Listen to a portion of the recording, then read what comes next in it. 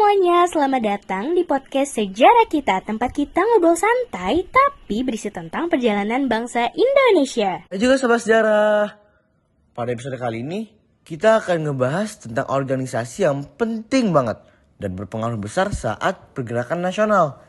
Ciri-ciri organisasinya awalnya perkumpulan para pedagang, tapi sekarang dikenal menjadi gerakan politik yang besar. Dari pedagang jadi gerakan politik. Wah, pasti yang kau maksud Sarekat Islam. Ya betul banget. Langsung aja tanpa basa-basi kita ngebahas bagaimana sih Sarekat Islam ini dari awalnya kumpulan pedagang jadi gerakan politik yang penting waktu kemerdekaan Indonesia. Semua ini berawal pada tahun 1911 di Solo. Seorang pengusaha batik bernama Haji Samanhudi mendirikan organisasi bernama Sarekat Dagang Islam atau disingkat SDI. Nah, tujuan mereka tuh sederhana banget. Awalnya tuh ngelindungin pedagang pribumi dari persaingan yang gak adil. Apalagi dengan pedagang Tiongkok yang ekonominya lebih kuat.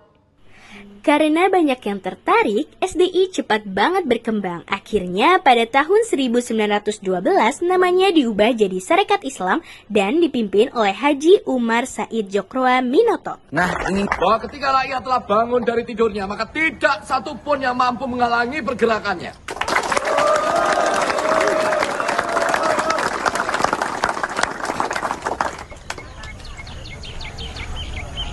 India Timur adalah tanah 100 gunung berapi. Tanah dengan rakyat yang tangguh. Sarekat Dagang Islam tidak lagi direstui oleh pemerintah Hindia Belanda. Tapi perjuangan tidak boleh mati.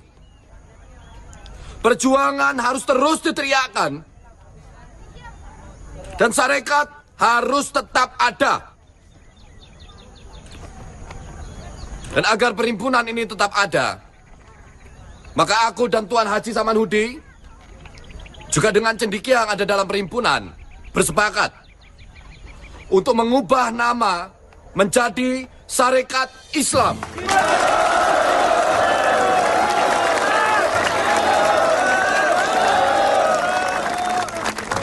Dulur-dulurku sekalian,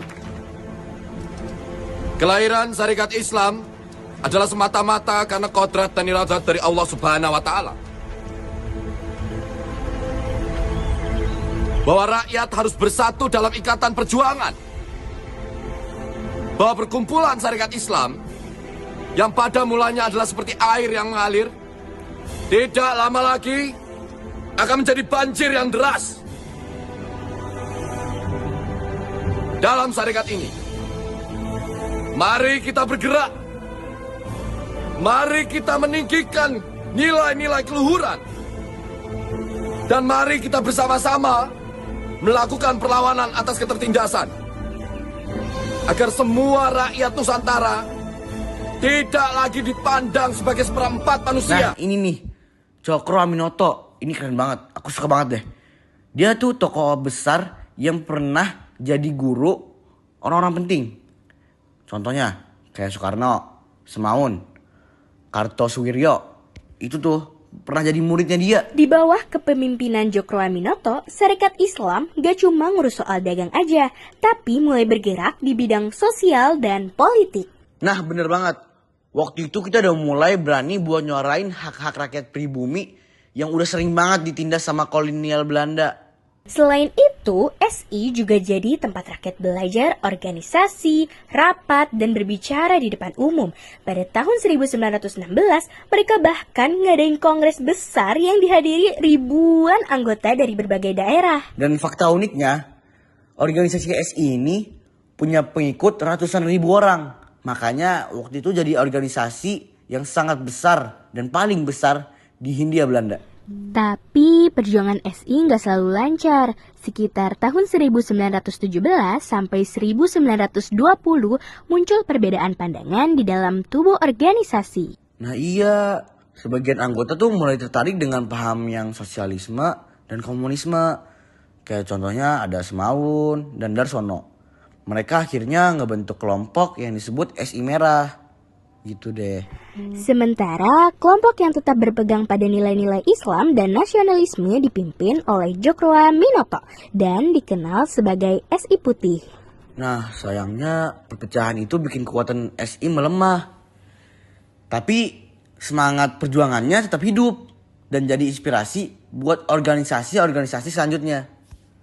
Walaupun akhirnya Sarekat Islam mulai meredup sekitar tahun 1930-an, tapi pengaruhnya masih terasa banget. Nah iya, jadi menurut aku SI ini ngajarin kita gimana sih cara bersatu.